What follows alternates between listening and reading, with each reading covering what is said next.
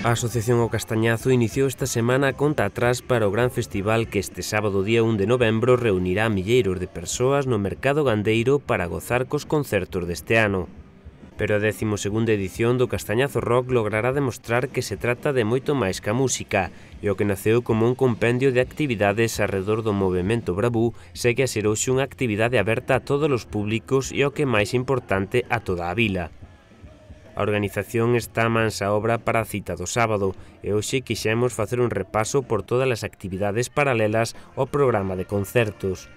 A xenda arranca ás 11:30 da mañá, momento no que teñen cita os máis pequenos.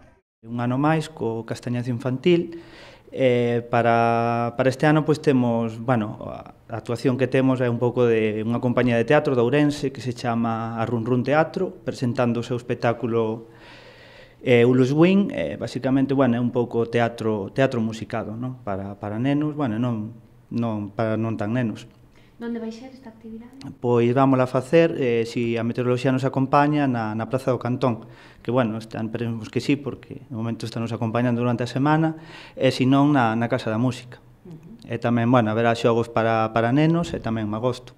A continuación, nas horas da sobremesa, arrancará unha das actividades máis agardadas nesta edición debido ao gran éxito que colleitou ao longo das últimas edicións, o concurso de cantos de taberna que se achegará aos establecementos hostaleiros da vila.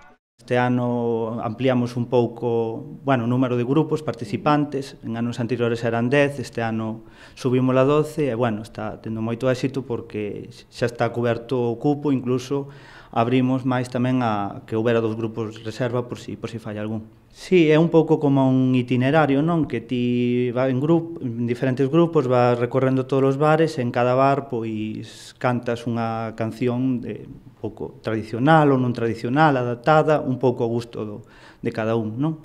E o propio hosteleiro o que vota, cal lle gustou unha puntuación dun ao 10, o que máis, unha vez recorridos todos os bares, o que máis puntos teña, pois é o gañador. Tamén haberá un segundo e un terceiro premio.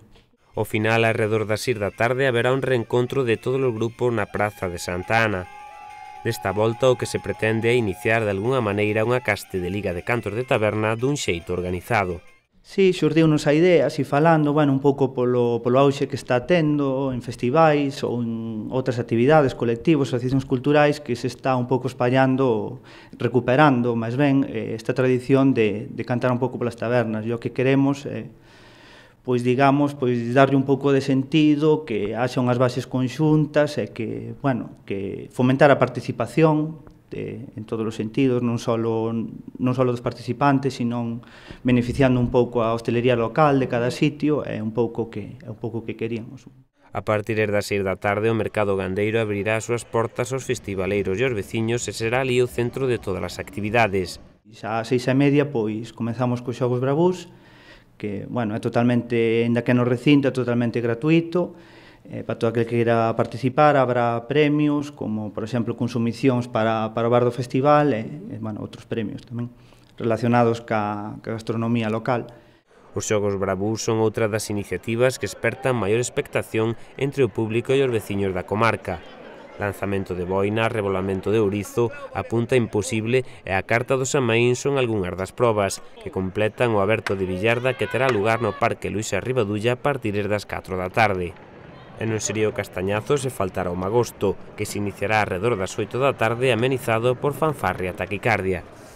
Para que a reedición deste festival sexa posible, traballan ao longo de todo o ano preto dunha quincena de persoas, pero nestes días e sobre todo no gran día do Castañazo o equipo multiplícase ata uns 50 voluntarios.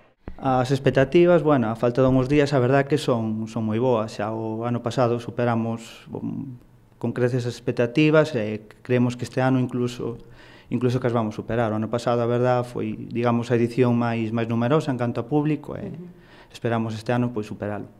Sobre todo o festival financiase cos cartos da entrada, cos cartos do bar, bocadillos, pero si tamén temos algunha pequena axuda do Concello e da Deputación neste caso.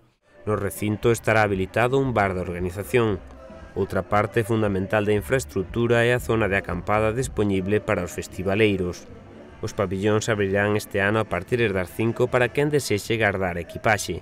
O ano pasado, digamos que tuvemos a complicación de que o pabellón, bueno, se encheu totalmente, como comentaba antes, as expectativas incluso é que superen un pouco do ano pasado, e por eso este ano contamos cun novo pabellón que se vai abrir no caso de que se enche o primeiro, que era o de Eloísa Ribadulla, e tamén estará aberto o que está ao lado do Instituto Valdo Asma. O fin é que toda a vila se beneficie na medida do posible do desembarco de festivaleiros no mes de novembro. E é un pouco pretendemos, non, dar un movimento que toda a vila ou bueno, todo o que podamos facer que se beneficie delo, e tamén eso tamén axuda que habendo actividades polos días, pois tamén te axuda que te movilices para vir ao festival de outros puntos de Galicia.